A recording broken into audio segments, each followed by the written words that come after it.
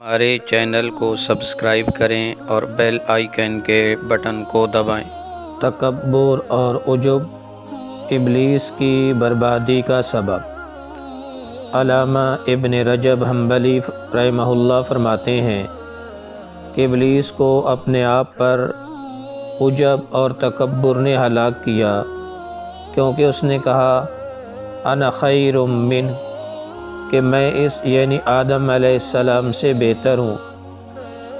اور حضرت آدم علیہ السلام اپنی اجتہادی غلطی کا اعتراف کر کے اللہ کی رحمت اور برکات کے مستحق قرار پائے، چنانچہ انہوں نے یہ کلمات فرمائے: ربنا ظلمنا انفسنا وإن لم تغفر لنا وترحمنا لنکونن من الخاسرین۔